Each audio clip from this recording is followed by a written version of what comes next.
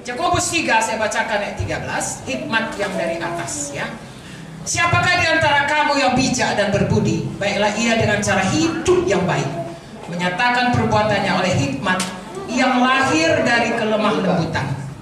Jika kamu menaruh perasaan iri hati dan kamu mementingkan diri sendiri, janganlah kamu memegahkan diri. Janganlah berdusta melawan kebenaran. Itu bukanlah hikmat yang datang dari atas, tapi dari dunia, dari nafsu manusia, dari setan-setan. Sebab di mana ada iri hati, mementingkan diri sendiri, di situ ada kekacauan dan segala macam perbuatan jahat. Nah saudaraku, kita perhatikan kalau hidup kita, hikmat dari atas, nanti kita baca di bawahnya, tidak sama dengan kalau ada hikmat yang bukan dari atas. Di sini dikatakan saudaraku, ayat 15, bukan hikmat yang datang dari atas, tapi dari dunia, dari nafsu, dari setan. 3 perkara ini selalu menyerangi kita. Ya, setan yang selalu menipu, tipuannya selalu apa yang dikatakannya berkebalikan dengan apa yang dibilang Tuhan. Haleluya. Pada waktu Tuhan Yesus dicobai, saudaraku, selalu apa yang dikatakannya berkebalikan dengan apa? Firman.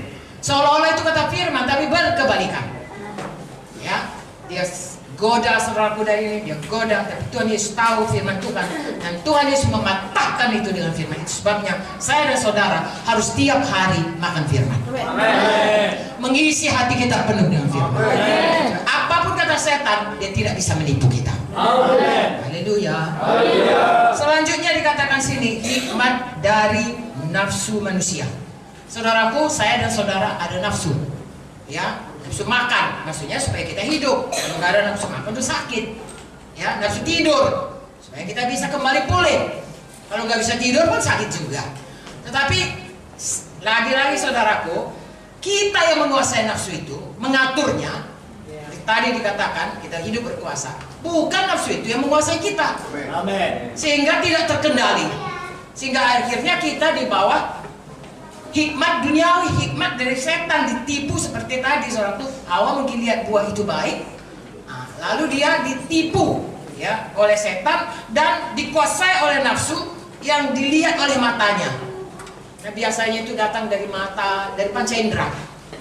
Ya, saudara mau makan kan dari panca indera, selera makan. Mau berbuat najis dari panca indera, dari mata, dari telinga, perkataan-perkataan yang pornografi dan lain sebagainya. Saudara mau makan ganja atau minum-minum keras kan dari naluri kita untuk semua panca indera kita yang merasakan kesenangan. Nah itu dari nafsu manusia. Saudaraku, kita harus, itu sebabnya Tuhan berikan kepada kita Roh Kudus, sebab dengan Roh Kudus kita bisa mematikan semua kehendak. Haleluya. Selanjutnya dikatakan duniawi. Saudaraku, dulu Taman Eden itu sangatlah baiknya sebelum ada dosa. Begitu ada dosa, saudaraku, manusia diusir keluar daripada Taman Eden. Hidup di dunia dengan kutuk, di mana dia harus, kalau tadinya dia hanya semua sudah sedia, hanya mengusahakan taman, sekarang dia harus cari makan dengan keringat, dan semak duri, dengan kata lain susah cari makan. Ya, itulah keadaan dunia. Tetapi saudaraku, setan seperti tadi, dia membuat saudaraku sesuatu yang dunia ini kelihatannya begitu nikmat.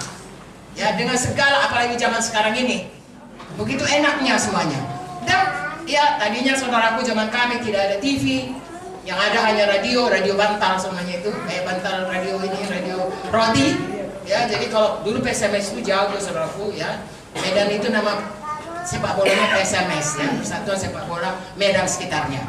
Namanya Ayam Kinantan PSMS ya. Jadi selalu menang. Dari luar negeri Yugoslavia semua, kalah Persija, kalah Persib, PSMS menang. Jadi kami semua paling setia mendengarkan pertandingan dengan radio yang sebiji, penonton 30 orang. Kalau sudah mulai datang kami pun gol, kami bangkit gol. Sampai habis riwayat.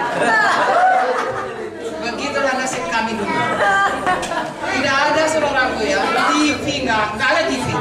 Saya kenal TV sesudah saya dokter.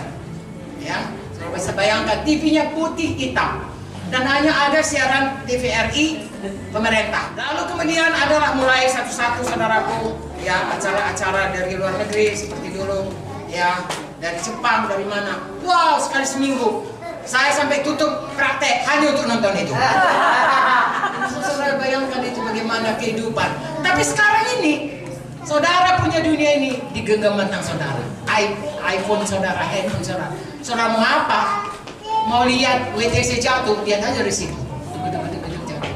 Mau lihat Trump sekarang bilang apa? Apa saja. Hanya dengan genggaman tangan. Hidup sangat enak. Ya, saudara mau makan apa? Mau makan dari Jepang, dari Spanyol, dari mana? Pakai online saja. Sebentar kan datang, gak suka ini campakkan, beli yang baru. Itu godaan-godaan yang bisa membuat kita lupa distraksi kepada rencana Tuhan dalam hidup kita. Sangat tertarik. Seperti kalau kapal, ya, kapal itu, saya punya 2 saudara sepupu kapten kapal. Pernah dibawanya ke kapal, rupanya setiap sekian lama itu harus selalu dicek koordinatnya. Itu kan ada yang ada karangnya, ada yang ada mercusuarnya, ada jalurnya jalan itu. Kalau tidak diikuti, kita bisa ketabrak atau bisa sampai ke Pulau Natuna, bukan ke Belawan, saudaraku. Karena apa? Ada arus, ada angin dan lain sebagainya. Nah, jadi selalu dia tunjukkan itu. Jadi selalu pada tepat waktunya dan tepat sampainya dan tepat jalurnya. Sebenarnya hidup kita juga harus demikian. Harus hari lepas hari kita lihat pada jalurnya, atau sudah distraksi oleh setan, oleh kehendak daging, oleh duniawi. Itulah yang selalu menarik. Tidak kelihatan itu arus bawah itu, arus di bawah laut, tapi bisa ditariknya pelan-pelan sampai ke Laut Cina Selatan sana. Lalu kita pun terhilang, tidak lagi sampai ke Belawan. Saudaraku, Tuhan sudah tetapkan hal yang baik kepada kita. Mari teruskan berlari-lari pada panggilan.